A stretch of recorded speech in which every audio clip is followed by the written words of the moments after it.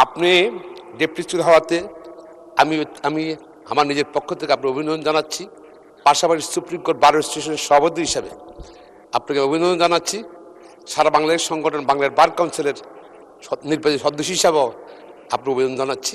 আমি আশা করি আপনার আইন পেশায় যে অভিজ্ঞতা, আর এটা আইনসভা আইন পেশায় যে অভিজ্ঞতা, সব কিছু মিলেই সংবিধানের উপর আপনার দখল, আপনি ইনশাল্লাহ আমরা আশা করি আপনি নিরপেক্ষভাবে এবং সংসদ পরিচালনা করবেন, সংসদকে আরও উচ্চ স্তরে নিয়ে যাবেন।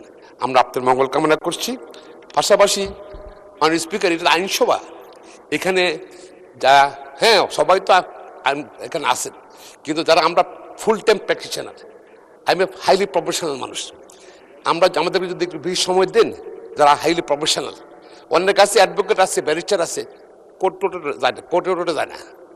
আমরা কিন্তু সারাক্ষণে 33 বছর কোর্টে থাকি, তো সেখান থেকে ওই জন্য আমরা হয়তো আমাদেরকে সময় বেশি দিলে আমরা আইন প্রণয়নে আপনি সহায়তা করতে পারবো, এটা আশা করছি। আমাকে বা যারা প্র্যাকটিসিং লয়ার তাদেরকে দিলে আপনি হেল্প করতে পারবেন। আমি যে পয়েন্টে আমি আসছি, মাননীয় সংসদ সদস্য হাসান আবদুল্লাহ সাহেব যে কথা বললেন, পরবর্তী পর্যায়ে আবার বাস হলো আমাদের মাননীয় চিফ হুইপের সঙ্গে মাননীয় সদস্য হাসান আবদুল্লার সাথে। না, কোনো বাহাস হয়নি, উনি বলেছেন আর উনিও বলেছেন, বাহাস হয়নি। ধন্যবাদ। কথা হয়েছে প্রায় 20 মিনিট উনার কথা বললেন।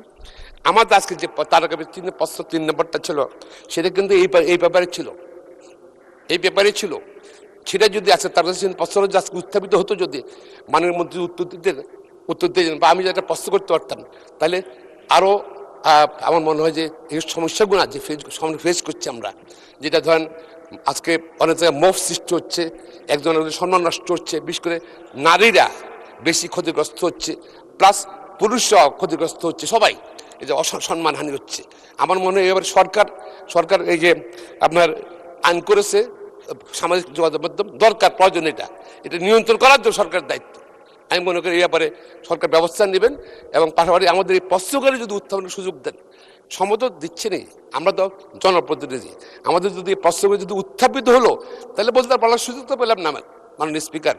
আমাদেরকে ওনার সঙ্গে একমত যে আমাদের প্রশ্নগুলো উত্থাপনের সুযোগ দিলে, মাননীয় মন্ত্রী বক্তব্য দিলে জাতীয় জানলো, পাশাপাশি সরকার তো ক্লিয়ার হয় মনে করি। আপনাকে ধন্যবাদ মাননীয় স্পিকার।